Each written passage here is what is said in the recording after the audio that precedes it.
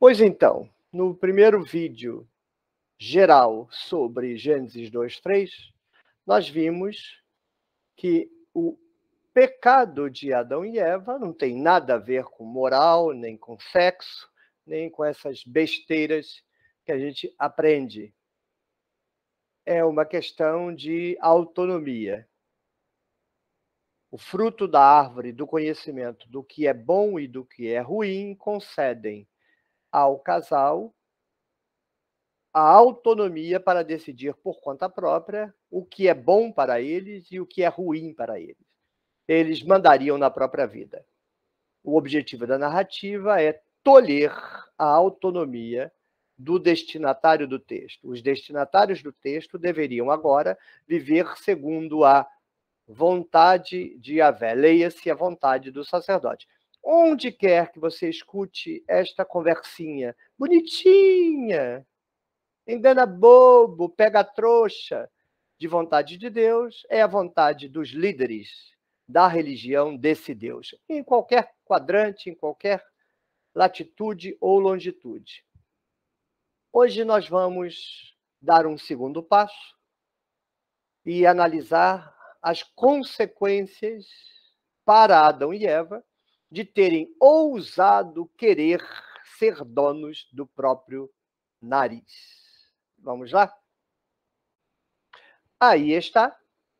Vamos olhar um trechinho do verso 6, outro do verso 7, outro do verso 8, 10, 21, 22 e 23. Não estamos fazendo uma exegese do texto, isso nós estamos fazendo na outra série.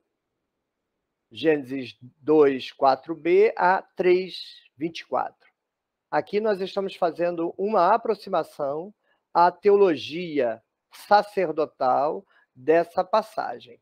Então, vamos analisar cada verso e compor o interesse político-religioso por trás dessa narrativa. Gênesis 3:6.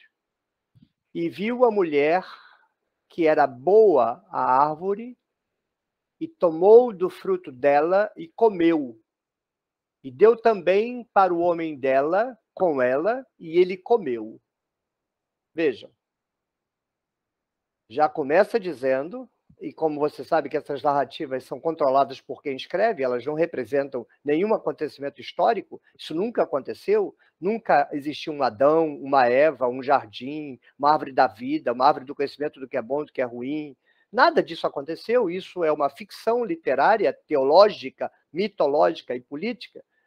Logo, tudo acontece porque o narrador faz com que aconteça. E por que a mulher é a primeira a comer do fruto? Porque a mulher está sendo condenada num nível acima do homem.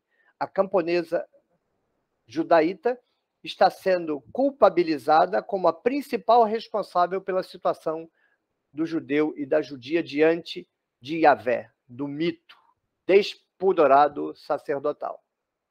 Desconfiamos isso quando começamos a exegese, a Bíblia toda, verso a verso, vendo o sacerdote já preparando o circo para a mulher. E aqui, chegaremos lá naquela série, isso está bem claro. O objetivo desta narrativa é, em primeiro lugar, pôr a mulher como total culpada de todos os acontecimentos, que são mitológicos, são literários, são religiosos, são políticos, não aconteceram, mas serão usados para controlar a população, para controlar o camponês e, acima de tudo, controlar a camponesa. Pois bem, Eva come do fruto, dá do fruto para o seu marido. No verso seguinte, os olhos deles se abrem, eles descobrem que estão nus. E então, no verso 7, em determinado trecho, diz assim: e costuraram folhas de figueira e fizeram para eles tangas. É muito interessante. Se você quiser imaginar a cena, Eva ficará com os seios desnudos. Esta palavra em hebraico é aquele cinto que você coloca na cintura, você pode colocar para prender a bainha da espada. E é uma túnica que você usa para proteger ou cobrir a parte do quadril, das coxas, né? É uma tanga. Então, Eva ficará com as mamas desnudas no jardim. Muito interessante. Não, eles não fizeram uma túnica do pescoço ao pé. Mesmo depois do pecado, não vão andar de burca. Eva não anda de burca, nem naquele saco de freira. Ela anda de tanga e de mamas balançando. Muito engraçado isso. Muito legal. Muito bem. No verso seguinte, vai estar assim. E escondeu-se Adão e a mulher dele da presença de Yahvé Elohim no meio das árvores do jardim. Vejam, vamos aprender. Há uma sequência teológica nessa narrativa que está orientando o comportamento que se espera da população em face desta mentirada toda, que a população não receberá como mentira, receberá como bons eruditos insistem, né? Mito não é mentira. Para a população não será mentira mesmo, eles vão acreditar nisso. Mas é uma deslavada mentira, nós sabemos. Mas se a população não sabe, acreditará nisso. E vai acreditar no seguinte: ela, a população, descende do casal pecador cujo maior pecador é a mulher. Eles próprios, Adão e Eva, assim que pecaram, sabiam que haviam pecado, reconheceram-se nus, ou seja, sem nenhuma cobertura, ou seja, sem nenhum perdão, estão nus. Porque estar nu é estar sem perdão. A palavra perdão em hebraico significa cobrir. Estar nu é não estar coberto. Não estar coberto é não estar perdoado. Então, como eles estão nus, não estão cobertos, não estão perdoados, correm para fazer uma cobertura com folhas. É uma referência ao mundo religioso do camponês, o culto agrário. Mas vejam que o próprio personagem se cobre, então ele deveria ficar tranquilo, porque ele está coberto com as folhas. Logo, o seu pecado está coberto. Mas quando Yahvé vem passear no jardim e Adão e Eva escutam a voz da divindade, eles correm e se escondem. A narrativa faz com que o próprio personagem reconheça que o culto agrário não é eficiente para a salvação, porque ele teve medo de Yahvé. Porque ele teve medo de Yahvé, porque ele pecou. Qual é o ensino teológico desta pornográfica peça sacerdotal? É que quando você fizer algo errado, deve ter medo de Yahvé. Você pode até tentar se cobrir, se perdoar, amenizar a sua culpa, mas você sabe que a sua culpa não tem perdão. Muito bem. No verso seguinte, e disse: a tua voz eu ouvi no jardim e tive medo porque estava nu e eu me escondi. Essa, no meio da narrativa, é a confissão de pecado de Adão. Aquilo que os camponeses haviam entendido pela movimentação da cena, agora eles escutam da boca do próprio condenado. E Yahvé pergunta a ele: por que se escondeste, Adão? Aí Adão fará a confissão da culpa. A tua voz eu ouvi no jardim e tive medo, porque estava nu e eu me escondi.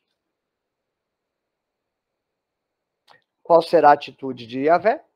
Vai sentenciar tanto a serpente, quanto Eva, quanto Adão, mas não me interessa isso aqui hoje. Vamos fechar o arco narrativo com o que é macroteológico. Quando Adão confessa que teve medo porque ouviu a voz de Yahvé e aí ele se escondeu, e Yahvé olha para ele e vê ele coberto com as folhas, o próprio Adão, sabendo que não adiantou as folhas, porque mesmo coberto, ouvindo a voz de Yahvé, ele teve medo e fugiu e se escondeu, então o que Yahvé fará? E fez Yahvé Deus para o homem e para a mulher dele túnicas de pele e os vestiu. Tira as folhas e cobre a nudez, o pecado de Adão e Eva, com roupa de pele. Muitos comentaristas, percebendo do que se trata, apressam-se a imediatamente dizer: não, aqui não há nenhuma referência ao sacrifício. Não.